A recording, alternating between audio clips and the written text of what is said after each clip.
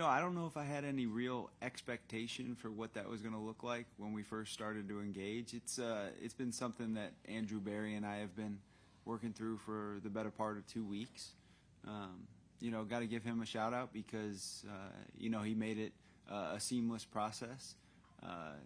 Certainly kept open lines of communication for that duration, and as I think back to where we initially started with it and where we ended, it certainly included some back and forth, but along the way there was a pretty good pulse for what the end was going to look like, and really what executing that once they were on the clock would sort of shape out to be, and the fact that it came to life as seamlessly as it did once the bell rung is something that was fulfilling. And being able to sit here tonight with Travis Hunter as a Jacksonville Jaguar is a vision that Liam, myself, Tony, and the rest of our coaching staff and scouting staff certainly have a collective vision for, and are really interested in getting him here, getting him to the city, letting our fan base begin to feel him, and ultimately his teammates began to get to work with him.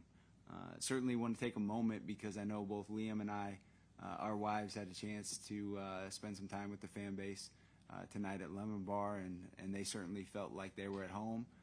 Certainly enjoyed that turnout. Gave us a shout to make sure that we made mention of it, because certainly this is an exciting moment in time for the Jacksonville Jaguars, and we look forward to what's to come, and certainly appreciate the first question. For both wait, can I ask a follow-up to Liam? What is your vision? Travis gave a very generic answer about how he would be utilized here. Basically saying, whatever the coaches think and what have you. What is your vision for him? Do you see him more as someone who would spend more time on the offensive side of the ball as a support for Trevor that you and both James have sort of proposed in the past, or do you see him, or you see it as kind of a we'll see type situation? Oh, it's a little bit more than a we'll see, but we do have to be fluid throughout, right? We'll have a plan right now of, primarily on offense with learning the defensive system and practicing on the defensive side of the ball as well throughout this offseason program. And then as we continue to grow, we have to be fluid throughout this whole process. We've had multiple conversations at length with athletic training, equipment, sports science, coaching, equipment, everybody involved about this process and what it's going to look like moving forward. So we have a plan in place, and that's really where we'll start. For both of you guys, just what is it about Travis that made it so valuable for you guys to move up? You gave up a first-round pick next year, second-round pick, just all those picks. What stands out about Travis to make him that valuable? I think there's a lot of layers to that. I'll try and touch on a few things, right? First and foremost, we mentioned the idea that a trademark of this leadership group, when there's an opportunity to be bold, we're not going to flinch. I think this is a reflection of that.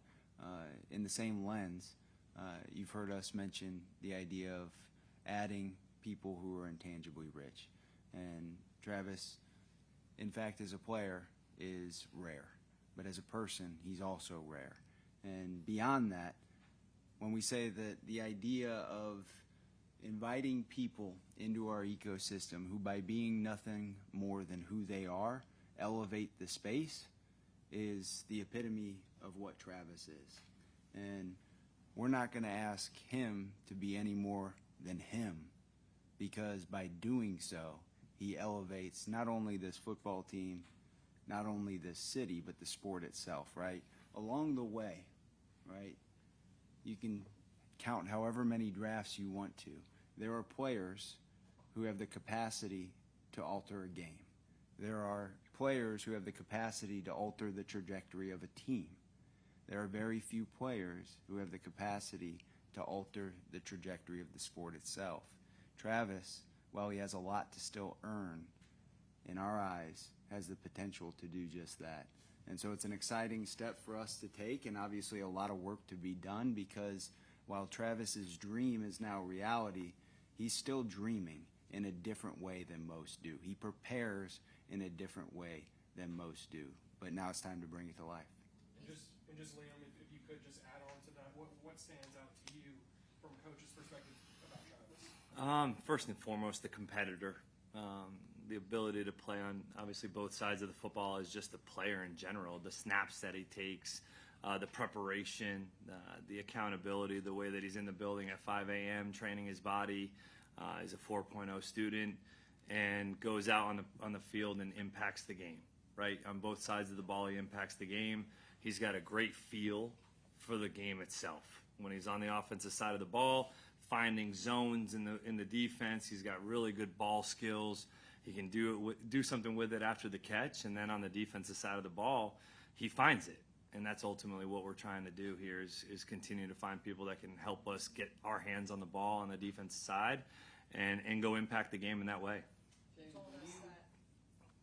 He told us that he hadn't spoken. Oh, okay. No, I'm saying Go ahead. he's next. Go ahead. Okay, That's cool. what it is. Sorry. That he hadn't spoken with anybody from the Jaguars since the combine. Can you two recount your one-on-one or personal interactions with him throughout this process? Yeah.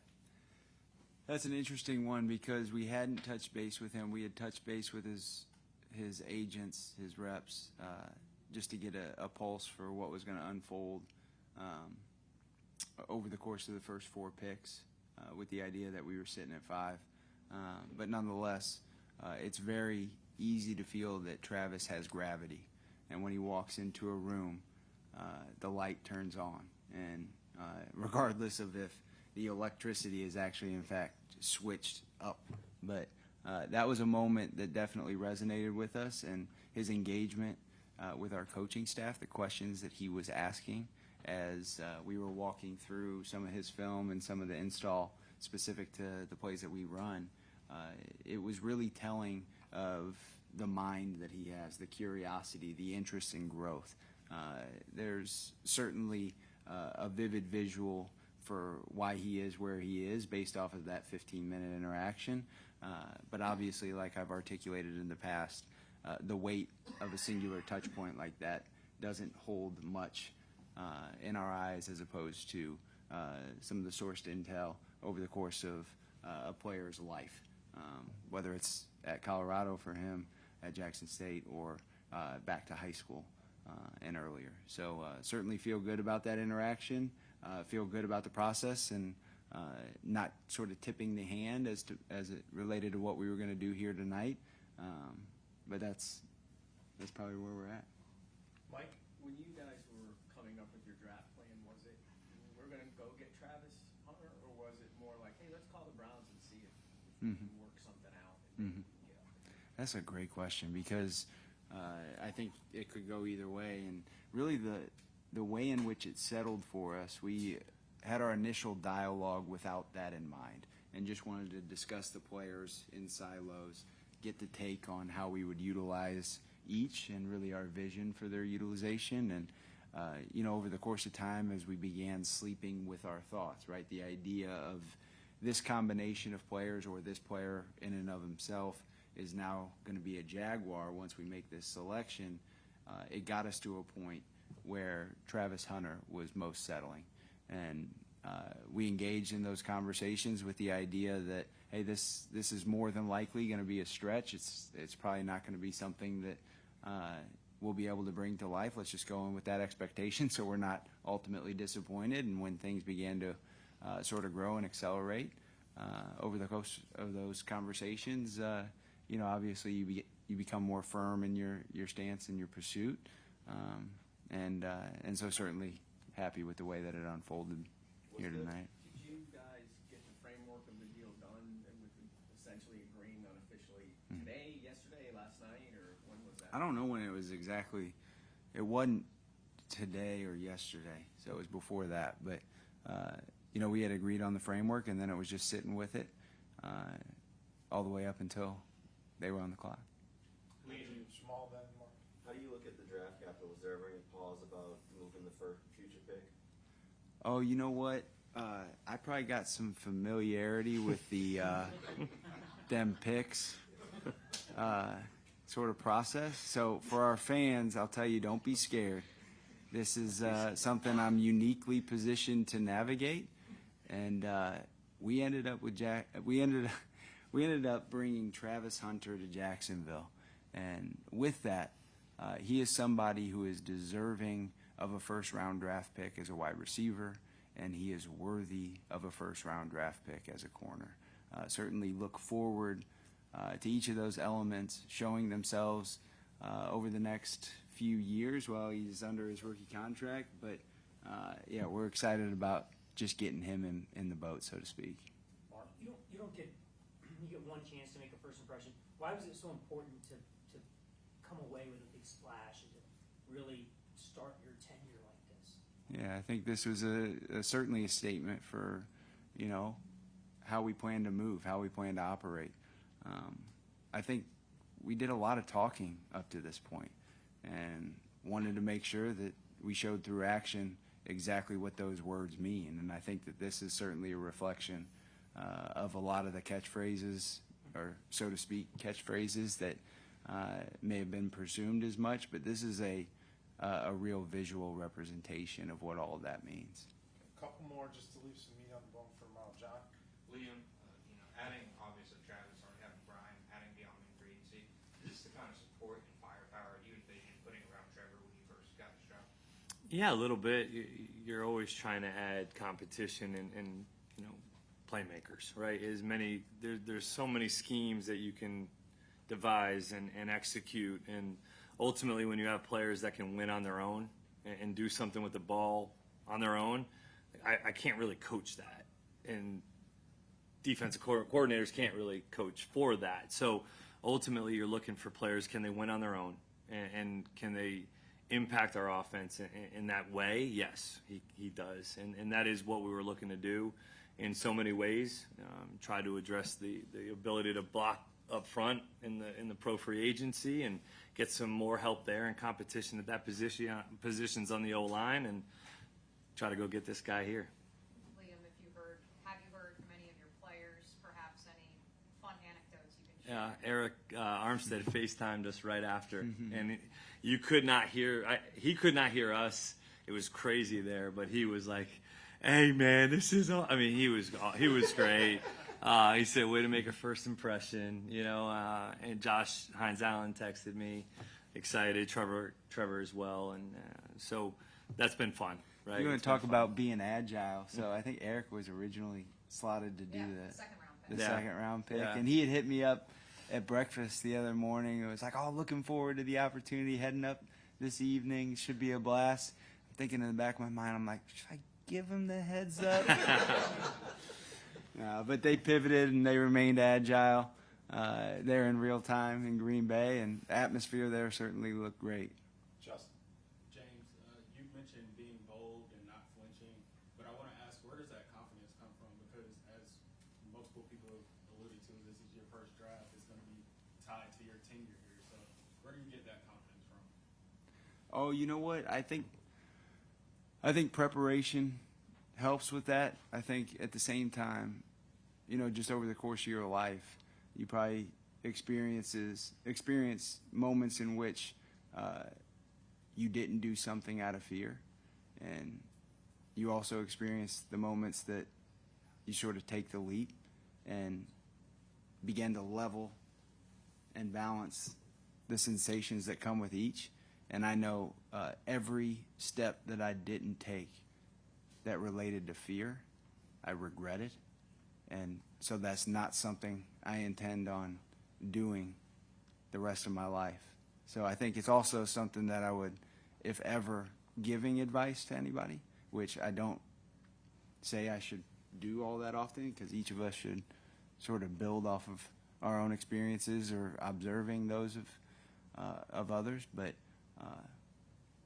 not being scared is something that goes a long way. Courage goes a long way. I can tell you with that, right, and with inexperience, that's where fear starts to set in.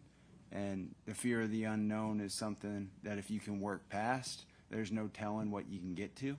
And so I think certainly wanted to reflect that not only in tonight's actions, but in every action that we take in our normal modes of operation. We still have 9 picks on the horizon. And as much as we're excited about what took place here today, we're excited about getting back to work and bringing those players into this ecosystem to continue to level it up by being, again, nothing more than who they are. And I also wanted to ask about the football that you brought in. I've seen the pictures of you holding it. Is there a story there? You know what? I don't know. This probably makes sense because Liam probably feels very similar, right?